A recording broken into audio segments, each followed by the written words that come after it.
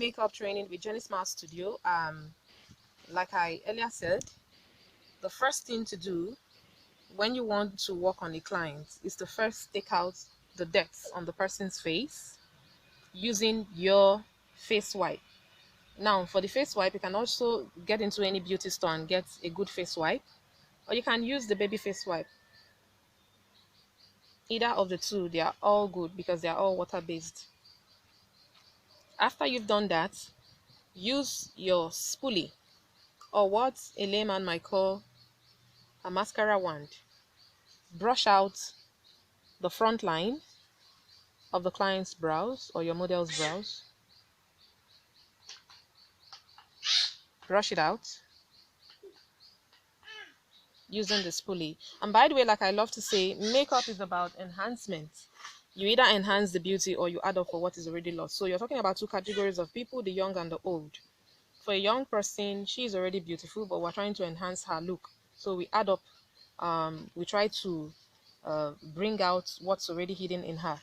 But for somebody who is already old, we're trying to give her what she's lost. That's what makeup is all about. So for this, the first thing to do, I like to measure the points. This is the point A, the front line. This is the point B, the arc section.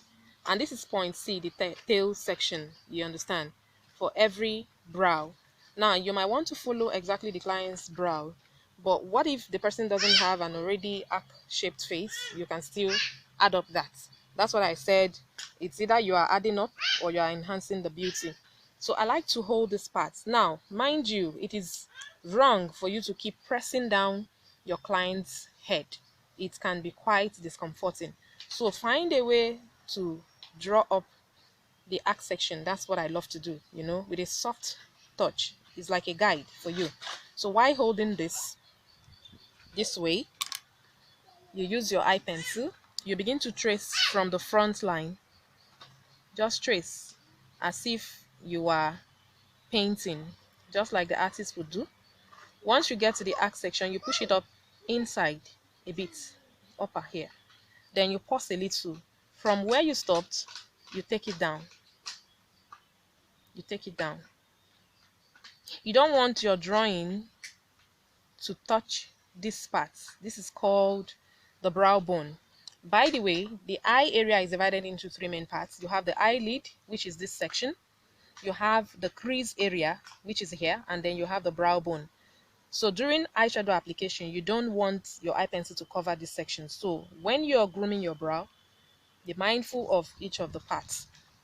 So I stop it here. And there is a rule. When you're drawing your eyebrow or you're grooming your eyebrow, it must not exceed the tear dot when you measure it in an angular section. I see a lot of people make their brow get to this point. It is wrong. So you might want to have a guideline when you're doing that. You have this. Now for the upper section, I do not necessarily want to start from the front line here, although it's my point A from the upper section. I want to retain this natural look here. I want to retain the natural look you're seeing here. So I just take my pencil a little bit away from there, and then I begin to also make the drawing. I connect. When I get to the point B, I push my hand up a little, and then I begin to bring the tracing down. I join it from this point. The rest, I try to fill up. I try to fill up.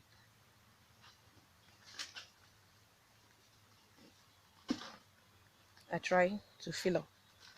So having done this, the next thing to do is to go over using my spoolie brush to try to comb out this, or what I call hash out. I hash out the lines made by the pencil because I want to achieve some sort of natural look. So I try to hash it out. This is what I do with this. I hash it out.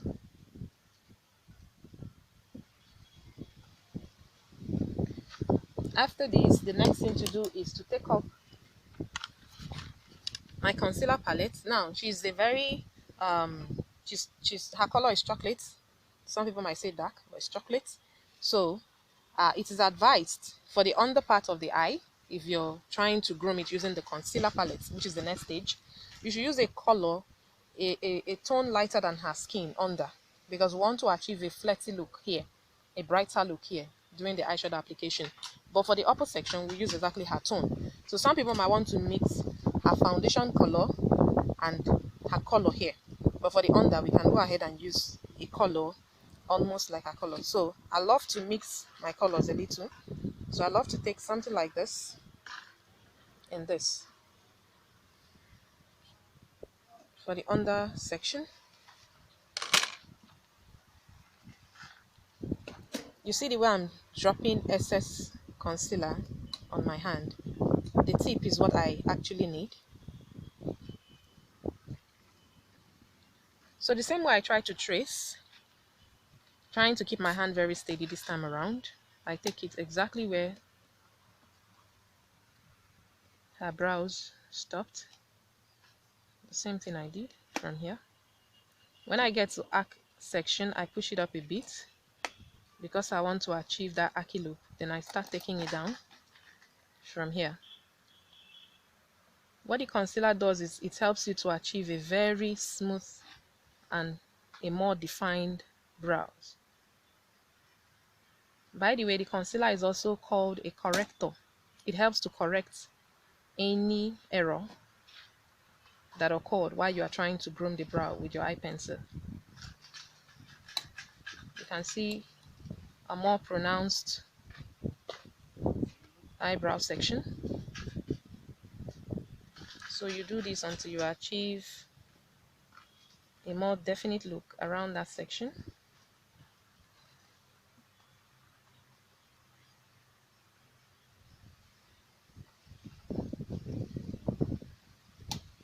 Now the next thing you might want to consider, which is very, very important, because definitely we are going to apply eyeshadow on this eye afterwards, is to use the leftover concealer to set the whole of this eye area. Although we will still go over using what we call eyeshadow primer when we want to apply that. But the easiest way to achieve an even tone around this section is to try to use the leftover to set it already. This is what I'm doing, and I like to use my hand to dab to make it sit properly. After this, the next thing, like I told you, is to do the upper section. And in trying to do the upper section, I love to use her foundation color and mix it a bit with what I already have on my hand, or I can decide to use the dark shade of the concealer. Either way, just make sure you are working with a color that is her tone for easy blending. You don't want to go through a lot of heart attack trying to blend the upper section. I see a lot of people carry a lot of harsh lines around that area. Watch the way I'm keeping my hand. While I was under, I kept it this way. While I'm on top, I'm trying to twist my hand a bit this way. So this time around, though I did not start from here while I was using my eye pencil, trying to groom with the concealer, I'll start from that section. So I try to keep my hand as steady as possible. When I get to the arc area, I like to fly it. I'll tell you why. If I must achieve a T zone that try to give me the arc section I want, I like to fly it. That has been my simple trick, trying to get an arc brow. It's a bit difficult for some people to go straight. So I try to let my students know the trick. So this same way, I cut it, trying to make a T zone at exactly the point where her arc is, and then I take it down. So that way you can see a very archy, defined brow. So the rest, I try to sharpen it and reduce the length I want. Remember, I told you already that there's a particular length you mustn't go above, and this is one of it. So you can see We have it achieved, and you can see the color of the concealer we used at the upper section. It's her tone, her skin tone. So now when it comes to makeup, blending is very key. Blending is very key. So to be able to avoid harsh lines that looks almost uncomfortable, I like to use my angle brush to first of all take off the excess, by doing what I'm doing. You keep it and you push it out. You put it and you push it out, That's what I'm trying to do. You understand? Now you can observe that this place is looking very sharp. I like to cut it off a bit and make it soft. It does not stop the arc and is looking more natural. That's what I like to do there. That's what I like to do there. And I also try to reduce this a little bit. And trying to reduce, you don't just cut off like this. You try to trim from both under and above to achieve the desired length you want. You can see that. With this, we have a well-defined brows. I wouldn't stop there. I try to use my spoolie to still brush out a bit to achieve that natural look with her natural hairs in here. This is how to get a well-defined brows.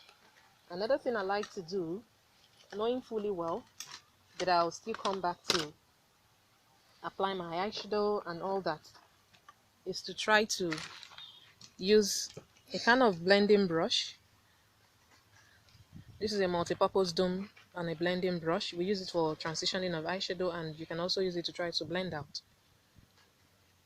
And when blending, be careful so you don't smack your brows and make a mistake.